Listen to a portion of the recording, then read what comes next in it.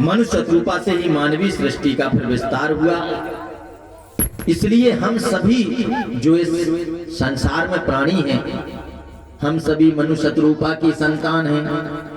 और अज्ञानता और अज्ञानवश जो लोग महाराज मनु को गालियां देते हैं, अनर्गल शब्द बोलते हैं, और एक शब्द चुना है, क्या बोलते हैं कि वो मनुवादी मनुवादी करके कि मनुवादी हैं,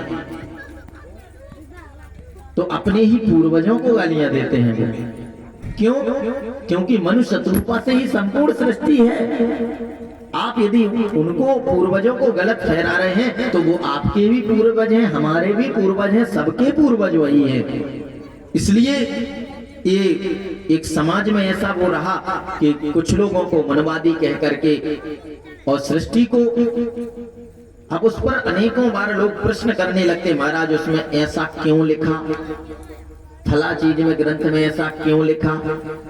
अरे भाई, आज से करोड़ों वर्ष पूर्व जब से सृष्टि की रचना हुई उस समय मान लीजिए मनुस्मृति लिखी गई, और उस समय के परिप्रेक्ष्य में आज कोई बात फिट नहीं बैठ रही है।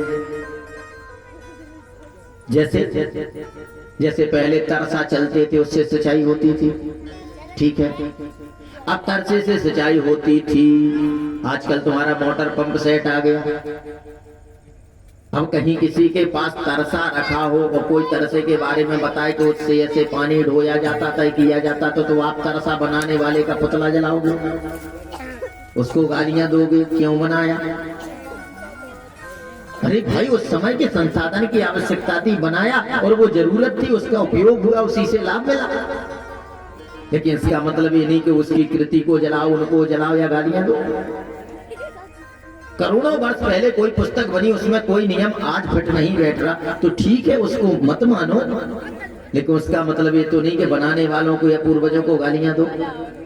अरे तुम्हारा इतने बड़े बड़े विशेषज्ञों ने बैठ करके जो संविधान बनाया, बड़ी समिति ने बनाया, उसमें अनुच्छेद अनुच्छेद पूरे में छेद ही छेद हो गए, कितने अनुच्छेद घुस गए, और अभी भी सुधार चल रहा, और हर बार सुधार पे सुधार चल रहा, फिर भी गड़बड़ है, फिर सुधार करते, फिर सुधार, कितने सुधार हो गए, जितने उसमें कानून नहीं उससे ज्यादा सुधार हो गए। बोलो, तो उसका मतलब बाकी चीजों को अगर वही एक कोई बात पुराने ग्रंथ में आपको फिट नहीं बैठ रही, ठीक है, उसको मत मानो, लेकिन उसका तात्पर्य ये नहीं होता कि हम पूर्वजों को गालियां देने लगे, उसको गलत ठहरा दें, ये नहीं है। दूसरी चीज, समाज में हम कितनी भी बात समता की करें, ये मुंह से कहने वाली बात होती है। इस संसार में समता कभी हो ही नहीं सकती है, और हो जाएगी तो संसार ही नहीं चलेगा, खत्म, उसी दिन सृष्टि समाप्त हो जाएगी। बिना विषमता के चलता ही नहीं है। एक बहुत समझदार व्यक्ति था, डीजल इंजन चलाया ना मशीन, उसकी चिड़ियां रहती ऐसे ऐसे चलती, बोले यार तुम नालायक हो, तुम दोनों को बराबर करो, पहले दोनों एक साथ ऐसे जाओ, एक कैसे आए, ये तो भेद है, इसको पहले जा रही है बेचारी पीछे से आ रही, अब कर लो दोनों बराबर, चलेगा इंजन? क्यों नहीं चलेगा? बराबरी चाहिए, हमें तो सबको बराबर अधिकार। इसने बेचारी ने क्या किया, जो पीछे आती है पहले जाती है, दोनों पैर एक साथ रखा करो, दाया बाएं, बेचारा दाएं वाला आगे जाता है, बाया इसके साथ तो भेद करते हो, दुश्मनी है क्या बाएं को? इसलिए दाएं जब उठे तो बाएं भी उठे, दाएं रखोगे तो बाएं भी रखो। बोलो, चल पाओगे? 2 कदम नहीं चल पाओगे, जिंदगी तो चलाओगे क्या? लोगों को पता ही नहीं, तर्क देते रहते, महाराज समता चाहिए हमें। अबे समता चाहिए, कैसी समता होती है? एक वाहन है, उसमें एक बार झगड़ा हो गया, क्लच ब्रेक कहने लगे हमारी बेइज्जती होती है, हमको लातें रखते हो, लातों से दबाते हो, हमें क्लच ब्रेक नहीं बनना। बोले क्या बनना तुम्हें? बोले हमें तो स्टीयरिंग बना दो। ठीक है, ब्रेक को निकाल के स्टीयरिंग बना दिया, क्लच को निकाल के स्टीयरिंग बना दिया। अब बताओ, गाड़ी चल रही, 3 स्टीयरिंग लग गई, एक पहले थी 2 और लगा दी। मिस्त्री था, उसे यार बोले लो बना दी स्टीयरिंग, अब चलेगी गाड़ी? भैया ब्रेक का काम ब्रेक का होता है, स्टीयरिंग का, क्लच का अपना है। अब तुम उसमें से दिमाग लगा के भेद करो कि क्लच के ऊपर तो लात रखी जाती है, स्टीयरिंग पे हाथ रखा जाता है, सीट कहे मेरे ऊपर तो पूरा ही वजन धर देते हो, बैठ जाते हो। ये तो भेद हो गया, ये भेद नहीं हो गया। ये जब अलग अलग व्यवस्था है तभी वो पूरी जुड़ मिलके गाड़ी बनी है। उसी लोहा से कोई लोहा नीचे लगा है, कोई छत में लगा है। मकान में झगड़ा कर दे, ईटा पत्थर कहते हम तो सब छत में लगेंगे, हमें नीचे नहीं लगना, हम नीचे क्यों घुसे रहे, हम तो सब छत पे लगेंगे भैया।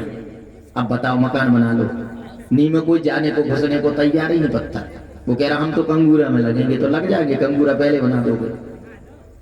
तो ऐसा ही संसार है। ये जो भी व्यवस्था बनाई गई थी उसमें विषमता आवश्यक है, और विषमता है तभी सब राजा नहीं बन सकते। सब राजा बन जाओगे तो व्यवस्था चलेगी कैसे? कोई खेती करेगा, कोई नौकरी करेगा, कोई हाँ, ये बुद्धि के अनुसार होता है, और वो आज भी होता आया है, पहले भी था, आज भी होता है।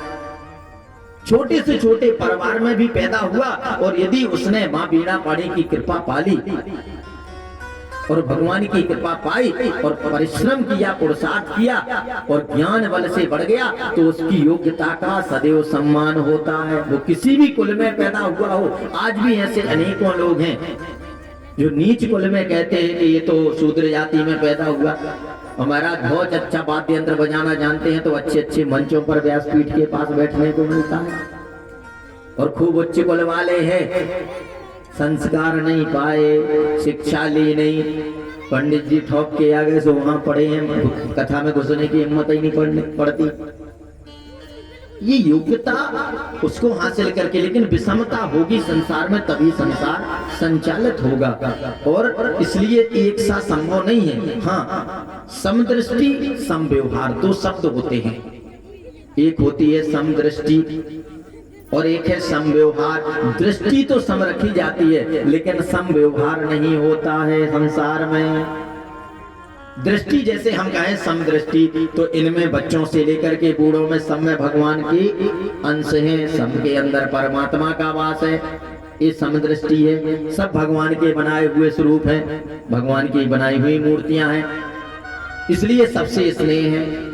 लेकिन आप कहो कि व्यवहार सबसे बराबर होगा, एक साथ तो नहीं होगा। जो छोटा बच्चा है उससे व्यवहार अलग होगा, जो बुजुर्ग है उसके साथ अलग व्यवहार होगा है। हमारी बहन है तो उसके साथ हमारा व्यवहार अलग होगा, माँ के साथ व्यवहार अलग, पत्नी के साथ व्यवहार अलग। स्त्री सब है, बहन भी स्त्री है, माँ भी स्त्री है, पत्नी भी स्त्री है, लेकिन तीनों के साथ आपका व्यवहार अलग अलग होगा, एक सा व्यवहार नहीं हो सकता है, कभी नहीं। पिता के साथ आपका व्यवहार अलग होगा, पुत्र से अलग होगा। अब आपके दो व्यवहार में भेदभाव होता ही है, नियम है संसार का, ये भेद नहीं है। इस सृष्टि को संचालित करने का तरीका है। दृष्टि एक होती है, हाँ, हमारे लिए पत्नी में भी भगवान का रूप है, हमारे लिए माँ में भी भगवान का स्वरूप है, बहन में भी है, समस्त स्त्रियों में प्रभु का स्वरूप है, लेकिन व्यवहार सबके साथ एक सा नहीं होगा। बोलो संभव है क्या?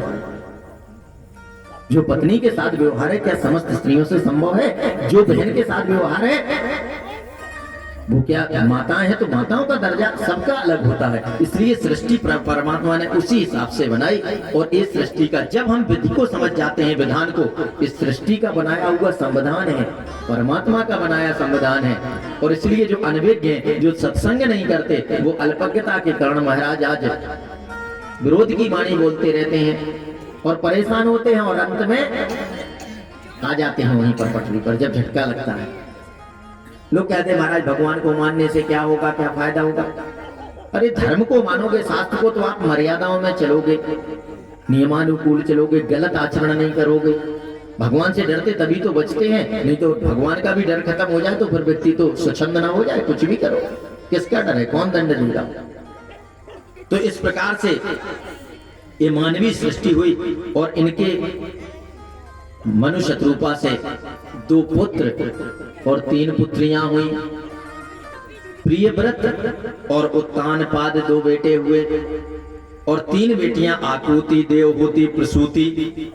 ये 3 बेटियां पैदा हुई, जिसमें देवहूति महाराज करदम ऋषि के साथ ब्याही गई। और करदम ऋषि ने सिर्फ इस शर्त पर विवाह किया कि देवी विवाह तो करेंगे, लेकिन एक संतान के होते ही हम सन्यासी हो जाएंगे, क्योंकि हमें ज्यादा संसार सागर में नहीं पड़ना है। तैयार हो गई देवी, और कहते हैं कि जैसे ही महाराज उन्होंने विवाह किया, और विवाह के तुरंत पश्चात ही करदम ऋषि का तो ध्यान लग गया, समाधि में चले गए वो। इधर देवी निरंतर देवहूति सेवा करती नहीं, अनेक वर्ष बीत गए। जब सेवा के बाद जागे तो देखा, अरे हम तो खो ही गए थे, और आप तो इतना समय हो गया, ये शरीर ऐसा हो गया, पूरा धूसरित हो गया, सारी सुंदरता कांति खत्म हो गई, सिर्फ लगी नहीं पति सेवा में बस, और कोई दूसरा ध्यान ही नहीं। और इस प्रकार से जब सेवा की तो प्रसन्न हो गए, बोले देवी वरदान मांग लो। तब उन्होंने कहा, प्रभु बस आपने वचन दिया था कि एक संतान हो जाएगी, तो वही माँ का मातृत्व जब तक नहीं अच्छा लगता, जब तक बेटा ना हो। कई बार रोचक प्रश्न है लोग कर देते, बोले बताओ पहले बाप हुआ के बेटा, इसमें लोग उलझ जाते। बोलो बाप हुआ के बेटा, बाप या बेटा बताओ क्या हुआ हैं? बाप बने के बेटा पहले हैं? बाप कैसे बन गए? जब तुम्हारे बेटा हुआ तब तुम बाप बने। बाप तभी बने जब बेटा हुआ, तभी तो बाप बने।